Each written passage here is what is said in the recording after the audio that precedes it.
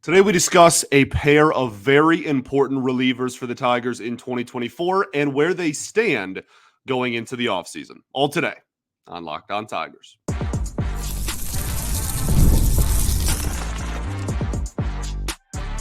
You are Locked On Tigers, your daily Detroit Tigers podcast. Part of the Locked On Podcast Network, your team every day. What is up, everybody? Welcome back to another edition of Locked On Tigers. I'm, of course, your host, Scott Bentley. Today is Tuesday, October 22nd, 2024. Thank you so much for making Locked On Tigers your first listen every single day. We are free and available wherever you get your podcasts, including YouTube, part of the Locked On Podcast Network, your team every day. Today's episode is brought to you by Game Time. Download the Game Time app, create an account, and use code LOCKEDONMLB for $20 off of your first purchase. Welcome in, everybody. Happy Tuesday. So we're talking about a pair of relievers today in our player breakdown series that is now in full swing. We're going to be talking about Jason Foley and Will Vest. And as I was doing show prep, I realized that I have a lot to say about Jason Foley. So that's where we're going to start. These were both high leverage relievers that pitched a lot of very important innings for the Detroit Tigers in 2024, also in 2023, and have, become fixtures of the back end of this bullpen. There's been some roller coasters. There's been some peaks and valleys for sure in both of their careers and both of their major league tenures with the Detroit Tigers. I mean, heck, Will Vest was a Rule 5 pick by the Mariners, and then he struggled so badly, they gave him back to the Tigers organization. And now Will Vest is pitching very meaningful baseball and was arguably the best reliever on the team in that final stretch of the regular season and the entire postseason. So these are both guys that have really cut out roles for themselves. But Jason Foley had a really weird season. He had a 3.15 ERA, a 1.18 WHIP. That's walks, hits, innings pitched for those who are unaware. 18.4% K rate, an 8% walk rate, and an FWAR of 0.2. Now, I want to make it very clear when I say the FWAR, his baseball reference WAR was, I think, 0.8, was a lot closer to 1. Baseball reference with pitching WAR, their calculation uses a lot more of actual results. Fangraphs more does a lot more of like predictive stats and expected stats and whatnot, FIP-based WAR, etc.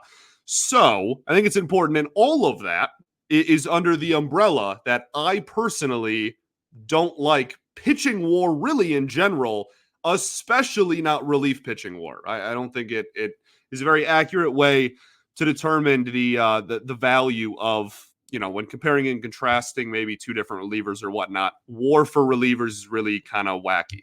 So I want to put all that out there. But the rest of the stats, regardless of your opinion of WAR and that unnecessary minute-long monologue I just went on, 3.15 ERA and a WHIP of almost 1.2 is not anything unbelievable, right? This was a really interesting year for him, and I think it starts with, as I mentioned previously, his role on the team. For most of the season, he was the highest leverage reliever. You can call him the closer if you want to. AJ doesn't call him the closer. AJ calls it the highest leverage reliever, but same premise.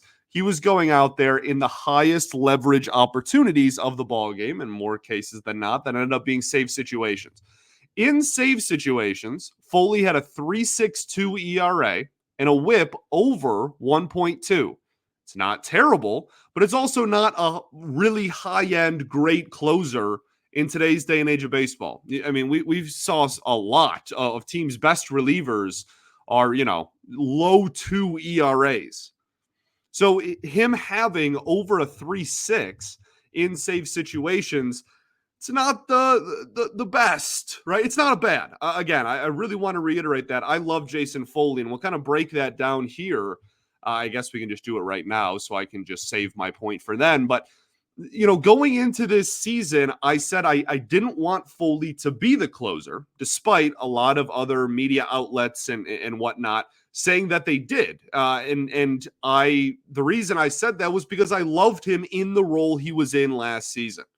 Right? A high leverage ground ball pitcher can be your first out of the pen, can throw him in any innings 5 through 9. If there's a man on first and less than 2 outs, he's going to go out there and get a double play. And I think having that value and that ability in your back pocket as a manager is unbelievably valuable.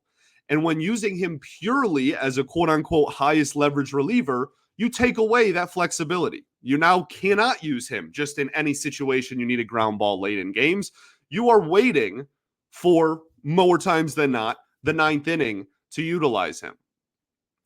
And this year, because of this changed role, that's where this conversation starts and ends, but because of this changed role, he tried to have a different approach on the mound, and he tried to be a little bit of a different pitcher. He tried to get more swing and miss, right? That was a big issue. I say issue, that was a big weakness, I guess I'll say, of his going into the season. It has been most of his major league career. He gets a ton of ground balls, a ton of weak contact, keeps the ball low, but does not get very many swings and misses. And because he wanted more swings and misses, he started throwing a lot more sliders. And it wasn't a massive failure or anything, right? I'm going to keep reiterating that. I do not want this to get misconstrued as like slander or that he had a terrible year or that he was awful. He wasn't. But I have seen enough now of him and what his approach was prior to this year. And I've seen a full season of him throwing a lot more sliders and whatnot, where I am of the belief that he should go back to what his approach was in previous seasons. So, what does that mean? Let's look at some numbers. He is and will always be a sinker first pitcher. That is his bread and butter. That's what gets all the ground balls. We know this, but this season he actually threw a lot fewer sinkers than he has in years past and really the rest of his entire career. He was almost at 70% sinker usage in 2023. 70% of the pitches he threw were sinkers. This year, he was at 55%. That is a massive difference. That is a 15% difference in usage. That is a lot. And his slider usage went up from 17% in 2023 to 31% this season. So 14 of the 15% that he lost in the sinker, he just threw in to the slider. And if it had resulted in a huge uptick in strikeouts, that would be one thing. That'd be beautiful, right? That'd be what we asked for. But it didn't. His K rate, his strikeout rate, was already in the bottom quarter of baseball in 2023, and it actually went down. He struck out fewer batters in 2024 than he did in 2023 by 1.5%. That's not nothing. His whiff rate, to his credit, did go up a little bit, 19% to 22%, but 22% is still in the bottom 20%. It's still in the bottom fifth of baseball in highest whiff rate. He's in about the 20th or 21st percentile in the league in that stat, even after the 3% uptick from 2023. So this newfound approach has also made, on top of not really resulting in more swing and miss, it has also made his best attribute worse. Ground balls themselves have plummeted in Foley's repertoire. 47.8% this year. That's the 78th percentile. Still good. Still top quarter of the league. But 78th percentile. In 2023, his ground ball rate was 56.5%. That was 93rd percentile. You're talking about the elite of the elite at keeping the ball on the ground. Over 55%. This year, while still a high number, you're talking about the other side of 50% comfortably by over 2. And all of this is not to say that the slider was a terrible pitch for him either. This is why his season is so weird. And while I was doing show prep, I was like, man, I'm realizing I have a lot to say about how Foley was used. We'll keep that conversation rolling right after this. Got to talk to y'all today about our friends over at Game Time. Game Time is an authorized ticket marketplace of Major League Baseball, which makes getting tickets faster and easier. Prices on the Game Time app actually go down the closer you get to first pitch. With killer last-minute deals, all-in prices, views from your seat, and the lowest price guarantee, Game Time takes the guesswork out of buying MLB tickets. I already mentioned a few of their great deals and offers that they have, but they have so many over at Game Time. One of my favorites is zone deals, where you can save more when you choose a section, and then Game Time will choose the row in the seat for you. Save a little bit of cash that way. And then obviously your purchase is covered with the most flexible customer service policy in the ticketing industry. So take the guesswork out of buying MLB tickets with Game Time and Game Time Picks. Download the Game Time app, create an account, and use code LOCKEDONMLB for $20 off of your first purchase. Terms apply. Again, create an account and use code LOCKEDONMLB for $20 off. Download Game Time today. Last minute tickets, lowest price, guaranteed.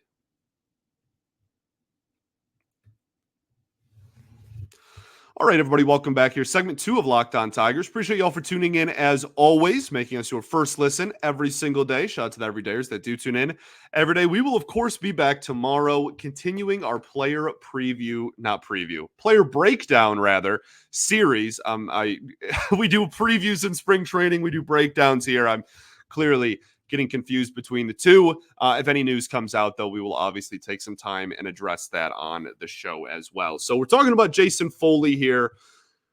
The slider wasn't ineffective either, though. It just didn't result in more swings and misses for him. But as a whole, his numbers against his slider were still pretty solid.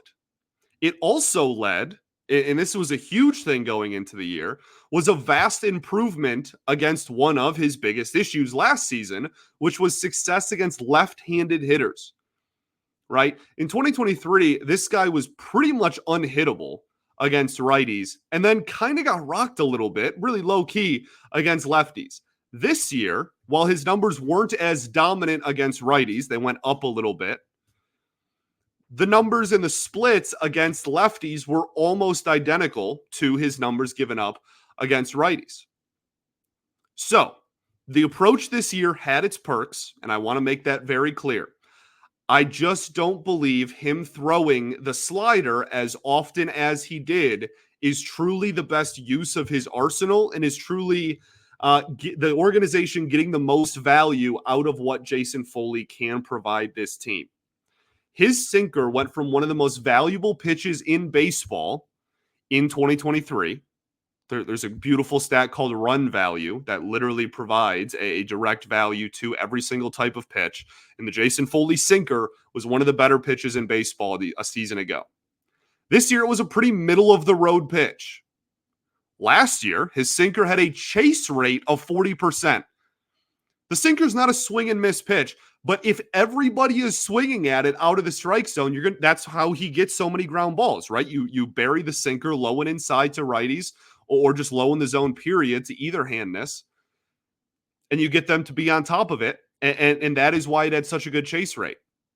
His sinker had a 40% chase rate. His slider, the supposed, wannabe swing and miss pitch, had a 29% chase rate this year. I know I'm throwing a ton of numbers at y'all, and some of you are not, are not huge fans of like analytics or whatnot, but like I'm really just trying to paint a picture of like a 29% chase rate isn't bad. That doesn't mean the slider was a bad pitch, but it's pretty average, and 40 is really good and gets ground balls at an elite rate. I know there's, different situations to use different pitches, but we're looking at these numbers in a vacuum. And then we will kind of put a bow on this with the biggest reason for my frustration here is that his approach has led to him being the exact opposite of what the front office says they're trying to accomplish. The dominate the strike zone mentality is much more in line with what he was than what he provided for the Tigers this season. His strikeout numbers went down and his walk numbers went way up. This is a guy that when he was throwing all sinkers, just pounded the strike zone because no one could lift the baseball. He didn't give up hard contact. He didn't give up. He only gave up, I think, 2 home runs, and I think they were in like the same game or back-to-back games or something on the sinker in 2023, if I remember right. And he didn't walk anybody because of that. 5.4% walk rate. That's top 10 percentile, 89th, top 11th percentile in baseball in 2023. This year, 8% walk rate. That's exactly league average. That's 50th percentile. All because he was throwing a lot more of one pitch that's not nearly as good as his actual best pitch. So, all in all, when we look back at this preseason kind of wish list and conversation for Foley, did the slider get better? Yes. Did his slider becoming a better pitch than it was, which it did, and I'm fully admitting that, accomplish what we wanted it to accomplish preseason? When we laid out the plan of like, okay, if his slider can be a good pitch, he could turn into X, Y, and Z. Did that happen? I don't think it did. There's a reason that he was barely used in the postseason. I don't think he had a single appearance against Cleveland. In a perfect world, you have the sinker that can get ground balls whenever you want and the slider that can get swing and miss whenever you want. That's not how it works, though, right? And it's not a perfect world, unfortunately. And if I'm stressing if we get to a point with Foley in his career where it's go left or go right, it's choose what type of pitcher you want to be. Do you want to get a little bit more swing and miss sometimes and have another pitch in your arsenal there? Or do you want to be the ground ball king and be used as such and not be the highest leverage reliever? I am choosing 2023 Jason Foley every single time. Elite ground ball, swing and miss be darned, and not the team's, ninth inning guy. Utilizing him when the team actually needs a ground ball the most throughout a game. I have always said his entire career since he got called up in 2022 and still very much believe that this dude can legitimately be one of the most valuable relievers in all of baseball if he is utilized correctly. And I think we were a lot closer to that correct utilization in 2023 rather than 2024. Okay, moving on to Will Vest. I know I just threw a ton at you and there's a lot of numbers in there. I hope that came out as decent radio. Will Vest is going to be a little bit more straightforward. This was a strong season. A 2.82 ERA, a 1.12 whip, 21.8% K rate, and a 6.2% walk rate. He had a 1.1 Fangraphs WAR. I already said my piece about how I feel about relief pitching WAR and pitching WAR in general. But for whatever it's worth to you, he was one of 6 pitchers total, starting or relief, on this roster this year to obtain a WAR of over a win for the Detroit Tigers. Pretty cool. Pretty darn good year. Solid season. Inherited runners were an issue. We talked about that a lot over the season. We talked about how he gave up some of the most inherited runners in all of baseball this year, and one of the highest marks in the American League, obviously, then as well. But the biggest strength that Will Vest found this year was his fastball really took another step forward. It was always a good pitch, but this year it became honestly, like down the stretch, I would call it an elite pitch. And I think if you're looking over the course of the whole season, an 162-game sample, it's at worst a borderline elite pitch. It had a 183 batting average against it, the fastball alone, 4 total extra base hits off of the fastball, and none of them were homers.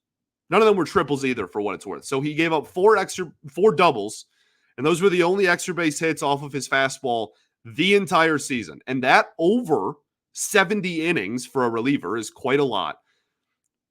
And a 4-seam fastball, a pitch he's throwing, 50 to 60% of the time, is pretty darn amazing. Let's talk about what made him so effective down the stretch, and then we'll talk about where these two fit into the bullpen long-term as a whole. We will do that right after this. Got to talk to you today about our friends over at FanDuel. NFL fans, you can start the season with a big return on FanDuel, America's #1 sportsbook. So when you get a hunch in the middle of a game, you can check out the latest stats, view live play-by-play, and so much more on the same page where you place all of your bets. You'll get started with $200 in bonus bets, guaranteed when you place your first $5 bet. That's FanDuel.com. All right, everybody, welcome back. Your third and final segment of Locked On Tigers. Appreciate y'all for tuning in as always. So talking about Will Vest here, down the stretch, he was fantastic. And the joke on this show was it happened to coincide pretty much perfectly with his return from the paternity list. So congratulations to him and his family on his second child. And he was one of the best relievers in baseball ever since coming back from the paternity list. And the reason why, if you look at his pitch usage there down the stretch in August, September, and in the postseason, he pretty much just stopped throwing the slider. Not, I guess, entirely. It's probably a little bit too dramatic, but his whole career, his slider has been comfortably his second most thrown pitch. Down the stretch there, it was his fourth pitch. I didn't even know he technically had 4 different pitches. He only threw it about 10% of the time there in the last 2 months of the season. This is important because his slider was really bad this year. And that is obviously a direct correlation. It was brutal. The stats against his slider in 2024, a 352 average and a 521 slug with a whiff rate under 30%. So not elite swing and miss, pretty average swing and miss. And when it was made contact with, it was crushed. Righties hit over 400 against it. That should be the opposite. Lefties should crush it, and it should be the wipeout pitch against righties. So in September, when he was shoving, it was mostly fastball, a little bit of changeup, a little bit of sinker against lefties especially. And then the occasional slider once in a blue moon. So it'll be really interesting for me to see what happens with his approach going forward, because historically his slider has been his second most thrown pitch, and that's because it's been his second best pitch, right? Pretty easy direct correlation there. I mean, for most of his career, we only really identified him as a fastball slider guy. The changeup is a once in a blue moon thing, and the sinker was really just the fastball with a little bit more tail that he would throw to lefties. Like he's at a point now with how well his fastball looked there, where if he can recover the slider, if he can get it back to being an effective pitch, then you're actually talking about a guy that over the course of 162 could legitimately be one of your best relief pitchers if he's not already. You're talking about a guy that if we get pre-2024 slider mixed with end of 2024 fastball at the same time, you're talking about a really, really good high leverage reliever. So, Will Vest, Jason Foley, what are their roles in this bullpen going forward? Well, again, this was a good bullpen as a team in 2024, and these two specifically had a lot to do with that. I cannot reiterate enough, even with my frustrations in regards to Foley's approach on the mound this year, he still had a good season. Okay, I promise. I think he had a good season. I think he had a good season. I think he had a good season. Okay, these are two high leverage relievers that threw a lot of innings late in ball games. Both of them, I think, pretty easily have spots next year, and I expect both to be back and make it through the winter. That's not a hot take by any stretch. Both are in their late 20s. Both have many years of control left as well. There's maybe an outside chance that you have a trade involving one of them. I would imagine if they did pick one, it would be Will Vest just because of track record. But I really do expect both of them to make it through the winter. These are guys with 3 to 4 years of team control left that are still in their 20s. Like that's really valuable, especially for relievers. Relievers are so volatile, and that's why relievers that don't have a lot of team control left are almost always traded at the trade deadline, right? Because they're like goalies in hockey, right? You can have a really good year, and then next year, just poof, it's completely gone. And so I fully expect them to, I know that kind of sounds like an argument to maybe consider trading them. Foley's, I think, is very repeatable because he's ground ball first if he goes back to his previous approach, and that's something he's done all the time. Vest, again, that's why I think there's maybe a little bit more chance that he would be the one to be moved if one of them were. But this is all just me rambling, and I probably should cut it anyway because I don't think either of them are getting moved. I want to make that abundantly clear as well. Just playing devil's advocate with myself for some reason here. I think the roles within the bullpen with the two of them are much more so the talking point here. Foley should not, and I don't think he will be, this team's highest leverage reliever next season. That's not to say this, again, was a bad year or that he's not capable of doing it. He showed that he can be a fine high leverage reliever this year. But it's similar to, think of it, if you're a longtime listener of the show, and I'm talking like 2 years, Think back to when Riley Green first got called up, and everybody got mad at me when I said that Riley Green would be better suited for this organization at corner outfield because he was playing good in center field, right? My point wasn't that Riley Green was a bad center fielder. It was that in a perfect world, you have an elite center fielder that can play defense up the middle there, and Riley then becomes an elite corner outfielder. And that's what happened, right? They found Parker Meadows. Well, they didn't, he was in the organization already, but Parker Meadows blossomed into a great baseball player this year. And Riley Green became a massive plus, like snubbed for gold glove level defender in corner outfield. He was never going to be that much of a plus defender in center field. He would have been a good center fielder, but not a great one, like he is a left fielder. Similar to Foley, he can be a solid, high leverage back end reliever, but I think he provides the most value as a flexible weapon that you can use in any inning in the back end, and you're not quote unquote saving him for the end of a ball game. If Foley is your second or third or even fourth best reliever, you have a really, really, really good bullpen. That's my point. And I think that should be something that's addressed this year. Make the top end talent in the bullpen better. Get some swing and miss guys in here because they really don't have any high end strikeout, high end swing and miss relievers. And I think that is what this bullpen is missing. And that would open the door for a whole world of other possibilities for Jason Foley. And I think that would be unbelievably valuable for this baseball team. Will Vest will likely have a similar role to next year, although, again, we'll see how the winter plays out. I'd expect him to be one of the 3 or 4 highest leverage relievers again in 2025, and, especially with what he showed in the postseason. This guy was, again, arguably, maybe even inarguably, the team's best reliever from the start of September through elimination. All in all, these two are really good relievers that had really solid seasons, and Tigers fans, I think, should be very excited about the premise that these two guys will be fixtures in the bullpen for a long time in the Motor City. Thanks for being Locked On Tigers, your first listen every single day. Shout out to the everydayers that do tune in every day. We will, of course, be back tomorrow, continuing our player breakdown series. We'll also, again, if any news comes out, obviously talk about that as well. I appreciate you all greatly for tuning in. Let me know what you think of these two and of the bullpen as a whole, and we'll keep the ball rolling tomorrow. All right? Peace and love. Going to therapy's dope. I'll catch y'all then, baby. Go Tigers.